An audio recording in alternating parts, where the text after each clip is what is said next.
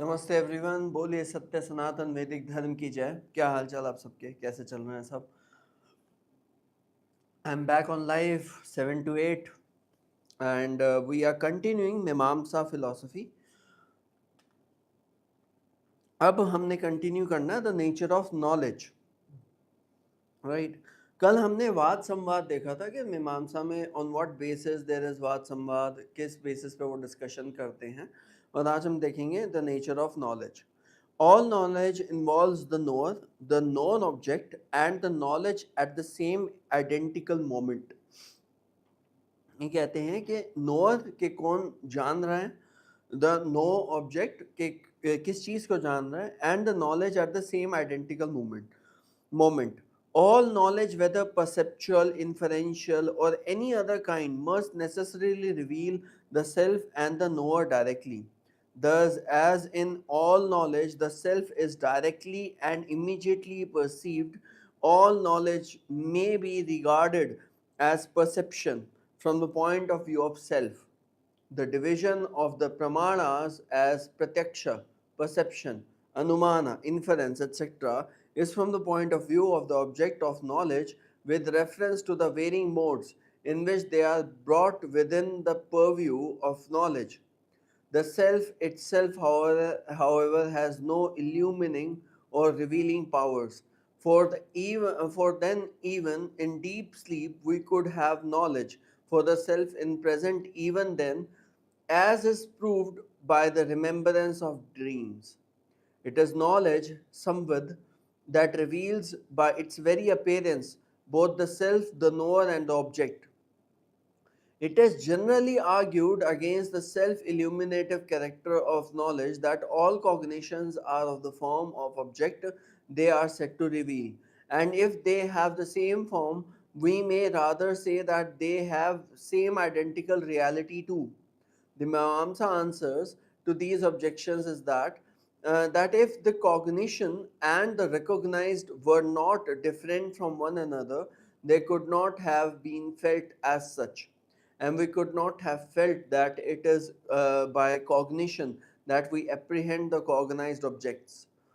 The cognition samvedana, the cognition samvedana of a person simply means that such a special kind of quality dharana was being manifested in the self by virtue of which his active operation with reference to a certain object is favored or determined.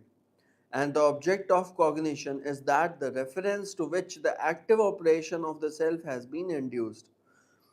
Cognition are not indeed absolutely formless, for they have the cognition character by which things are illumined and manifested. Cognition has no other character than this, that it illumines and reveals object. The things only are believed to have forms, and only such forms as knowledge reveals to us about them. Even the dream cognition is with reference to objects that were perceived previously and of which the impression were left in the mind and were aroused by unseen agency, adrishta. Dream cognition is thus only a kind of remembrance of which was previously experienced. Only such as impressions or cognized objects are aroused in dreams, as can beget just the amount of pleasurable or painful experience in accordance with the operation of adrishta, as person deserves to have in accordance with the previous merit and demerit.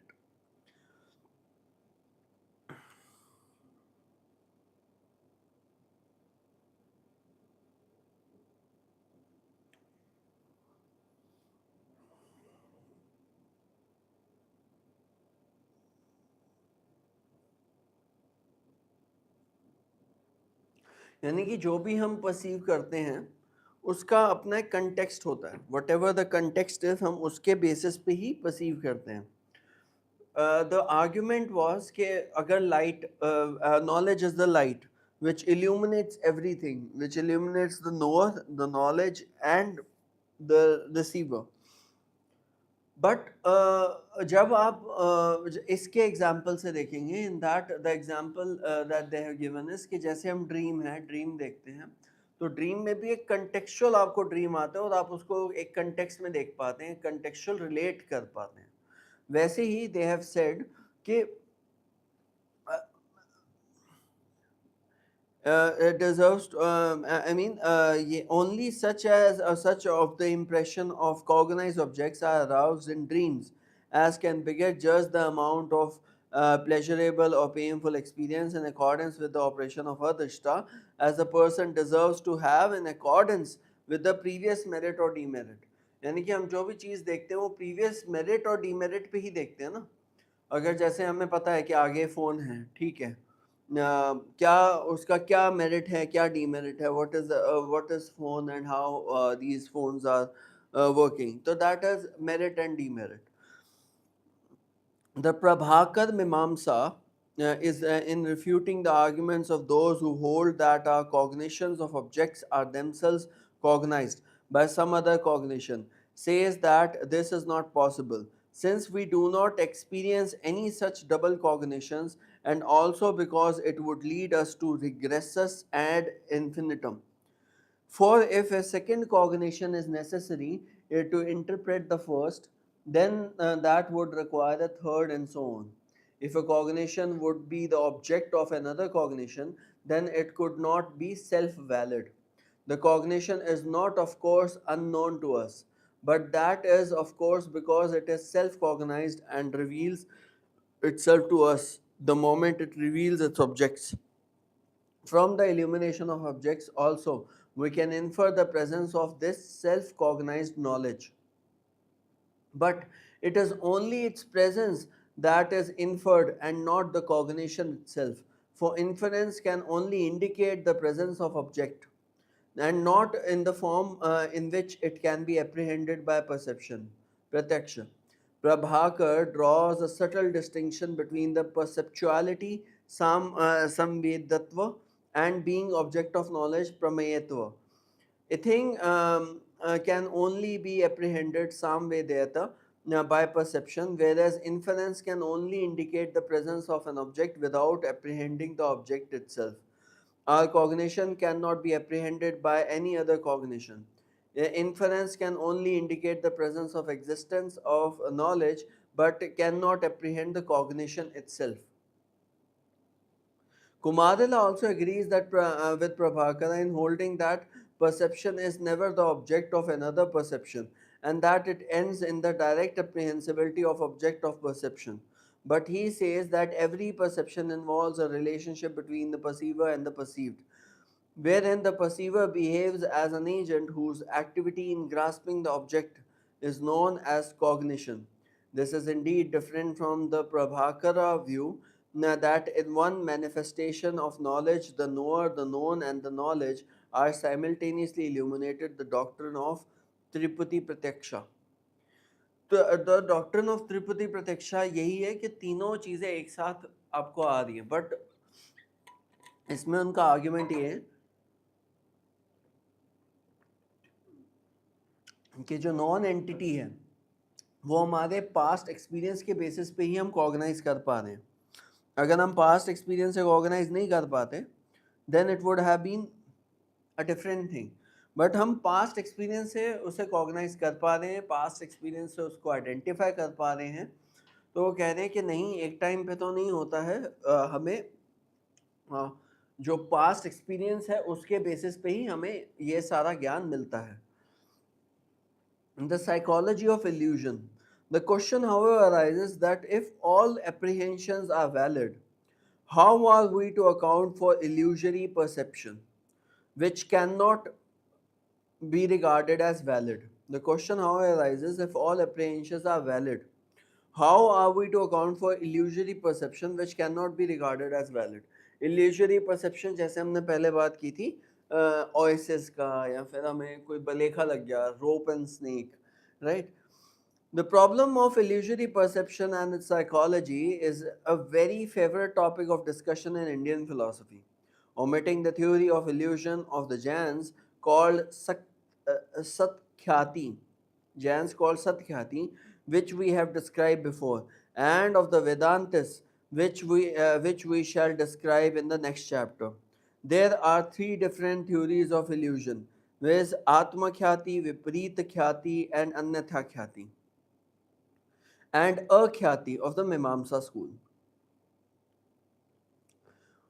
The Viparita Khyati and Anyatha Khyati theory of illusion is accepted by Nyaya, Vaisheshika, and the Yoga. The Akhyati theory by Mimamsa, Sankhya, and the Atma Khyati by Buddhists. The commonest example of illusion in Indian philosophy is the illusory appearance of a piece of broken conch shell as a piece of silver. That such an illusion occurs is a fact which is experienced by all the agreed to by all. The differences by view are with regard to its cause or its psychology.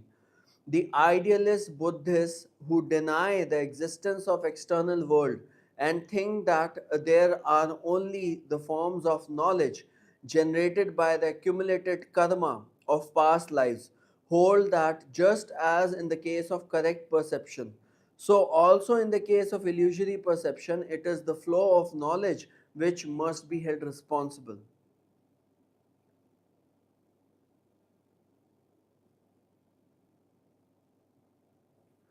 The Buddhists who deny the existence of external world and think that there are only the form of knowledge generated by the accumulated karma of past lives hold that just as in the case of correct perception, so also in the case of illusory perception, it is the flow of knowledge which must be held responsible.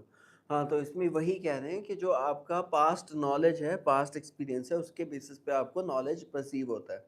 The flow of knowledge on account of peculiarities of its own collocation conditions generate sometimes what we call right perception and sometimes wrong perception or illusion. तो हमारा जो past knowledge है that will define what is the right and the perceptual knowledge or illusion. On this view, nothing depends upon the so-called external data. उसमें वो कह रहे हैं कि कुछ भी एक्सटर्नल डाटा पे प्रेफर नहीं करेगा. जैसे अगर आपको ये नॉलेज होगी कि कौन सी लाइट चेंज होने पे आपको कैसा कलर दिखेगा, जैसे ये शर्ट का कलर आप देखिए चेंज होगा, राइट. जैसी जैसी लाइट चेंज होगी the shades of colour will change, right. So जैसा आपको नॉलेज होगा कि किस लाइट पे आपका शेड कैसा दिखेगा, वैसे ही आपको ये भी पता होगा कि कौन सा इल्यूजन है कौन सा नहीं. बट अगर आपको उसकी नॉलेज नहीं होगी तो वो इल्यूजन होगा. The flow of knowledge creates both the percept and the perceiver and unites them. This is true both in the case of correct perception and illusory perception. Nyaya objects to the above view and says that if knowledge, irrespective of any external conditions, imposes upon itself the knower and the illusory percept, then the perception ought to be of the form I am silver and not this is silver. Moreover, this theory stands refuted as it is based upon the false hypothesis that it is the inner knowledge which appears as common from outside and that the external as such does not exist. The Viprita Khyati or the Anyatha Khyati theory proposes that the illusion takes place because on account of mal observation. Viparit Khyati or Anyatha Khyati, mal observation, we do not note the peculiar traits of the conch shell as distinguished from the silver, and at the same time by the glow, etc. Or conch shell unconsciously, the silver which I had seen elsewhere is remembered, and the object before me is taken as silver. The illusion of object before us with which our eye is associated is not conch shell, for the trait peculiar to it not being grasped, it is merely an object. The silver is not utterly non existent, for it exists elsewhere, and it is the memory of it as experienced before that creates confusion and leads us to think of the conch shell as silver. This school agrees with a Khyati school that the fact that I remember silver is not taken note of at the time of illusion, but it holds that the mere not distinction is not enough to account for the phenomena of illusion. for there is a definite positive aspect associated with it, whereas the false identification of silver with the conch shell before us. The Akhyati theory of Mimamsa holds that since the special peculiarities of the conch shell are not noticed, it is erroneous to say that we identify a cognize positively the conch shell as the silver perceived elsewhere of the conch shell is not cognized at all. What happens here is simply this, that only the features common to conch shell and silver being noticed. The perceiver fails to apprehend the difference between the two things, and this gives rise to the cognition of silver. Owing to a certain weakness of a mind, the remembrance of silver aroused by common features of the conch shell and silver is not apprehended, and the fact that it is only a memory of silver seen in some past time that has appeared before him is not perceived, and it is as a result of this non apprehension of the difference between the silver remembered and the present conch shell that the illusion takes place. Thus, through the illusory perception, partakes as the dual character of remembrance and apprehension, and as such, a different is different from the ordinary valid perception, which is wholly a matter of direct apprehension of real silver before us. Yet, as the difference between the remembrance of silver and the sight of present object is not apprehended. The illusory perception appears at the moment of its production and to be as valid as a real valid perception. Both give rise to the same kind of activity on the part of the agent. Uh, for an illusory perception, the perceiver would be as eager to stoop and pick up the thing as in the case of real perception. यानी कि जब वो उसे silver की तरह perceive कर लिया तो वो भी उतना ही ईगर होगा उठाने में उस चीज़ को जितना वो सिल्वर के टाइम पे होता.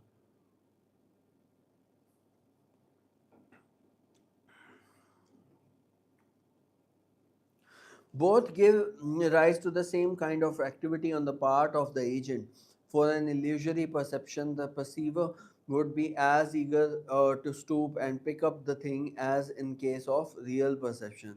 Kumarila agrees with this view as expounded by Prabhakara and further says the illusory judgment is as valid to the cognizer at the time that he has the cognition as any real judgment could be. If subsequent experience rejects it, that does not matter, for it is admitted in Mimamsa that when later experience finds out the defects of any perception, it can invalidate the original perception which was self valid at the time of production. It is easy to see that Mimamsa had to adopt this view of illusion to maintain the doctrine that all cognition at a moment of its production is valid. The Akhyati theory tries to establish the view that the illusion is not due to any positive wrong knowledge, but to a mere negative factor of non apprehension due to certain weakness of mind. So it is that thought illusion is the result. Yet the cognition, so far as it is cognition, is made up of two elements, the present perception and the memory, both of which are true so far as they are individually present to us, and the cognition itself has all the characteristic and other valid knowledge. For the mark of the validity of a cognition as its power to prompt us to action. In doubtful cognitions also, as in the case, is this a post or a man, what is actually perceived